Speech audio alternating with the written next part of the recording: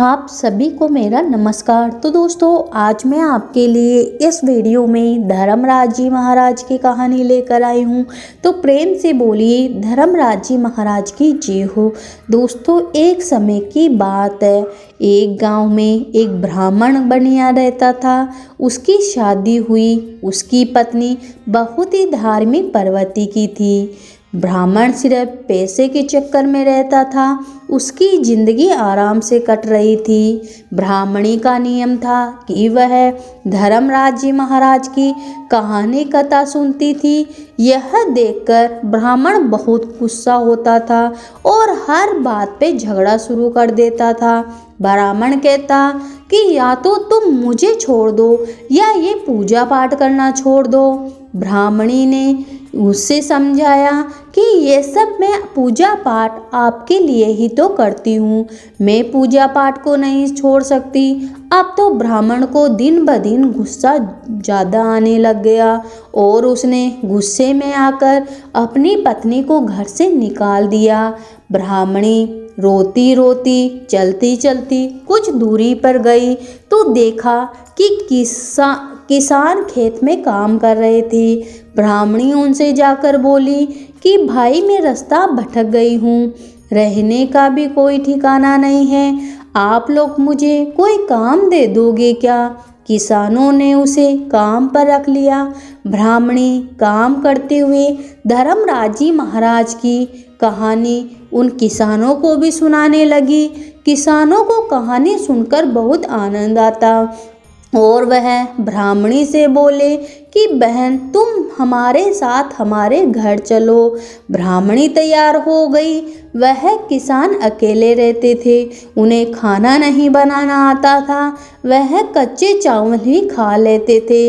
यह सब ब्राह्मणी देखकर बोली कि भैया, कल से 8 मुट्ठी चावल लाना। किसानों ने सोचा शायद यह ज़्यादा खाती होगी, इसलिए ज़्यादा अनाज की मांग कर रही है। अगले दिन किसान 8 मुट्ठी चावल लाए। ब्राह्मणी ने धर्मराज जी महाराज की पूजा पाठ करी और सारे किसानों को बैठाकर कथा कहानी सुनाए। फिर सभी को खाने को दिया। सब बोले, बहन, ऐसा स्वादिष्ट भोजन हमने पहले कभी नहीं खाया। अब तो सभी किसान अपनी सगी बहन की तरह ब्राह्मणी का ख्याल रखने लगे। उधर ब्राह्मण के घर में ब्राह्मणी के जाने के बाद बुरा समय आ गया। आस पड़ोस के लोग कहने लगे, ये तो ब्राह्मणी के भाग का खाता था, फिर भी उसे घर से निकाल दिया। ब्राह्मण को अब बहुत पछतावा हुआ। अपनी पत्नी को खोजने वह घर से निकल गया। चलते चलते उसी खेत में पहुंचा जहां किसान खेत में काम कर रहे थे। ब्राह्मण उन्हें देखकर बोला कि भाई, मुझे भी कोई काम दे दो। किसानों ने ब्राह्मण को भी काम पे रख लिया। ब्राह्मण ब्राह्मणी को याद करता और एक दिन ब्राह्मणी को याद करता हुआ रोता रहा। तो ये सब सभी किसान देखकर उनको उस पर दया आ गई और वह उसे अपने घर साथ चलने को कहा। इस पर ब्राह्मण भी मान गया। उनके साथ वह घर गया। ब्राह्मणी, मेहमान आए हैं। उसने देखा कि मेहमान आए हैं तो जानबूझकर घूंघट कर रखा था। किसानों ने बोला, बहन, आज से 1 थाली ज़्यादा परोसना। ब्राह्मणी ने सर हिला दिया। पहले तो उन सभी के लिए भोजन निकाल कर दिया, फिर ब्राह्मण के लिए भोजन निकालने लगी। तभी धर्मराज जी महाराज ने ब्राह्मणी का हाथ पकड़ लिया। किसान बोले कि बहन, क्यों नहीं खाना दे रही हो? तब ब्राह्मणी बोली, मैं क्या करूं भैया, मेरा हाथ तो धर्मराज जी महाराज ने पकड़ लिया। सभी भाई बोले, बहन, मुझे भी धर्मराज जी महाराज के दर्शन करा दो, उनकी कृपा से तुम बोलो वो हमारे सामने भी आए। ब्राह्मणी की प्रार्थना पर धर्मराज जी महाराज सबके समक्ष प्रकट हुए। सभी ने दर्शन किए।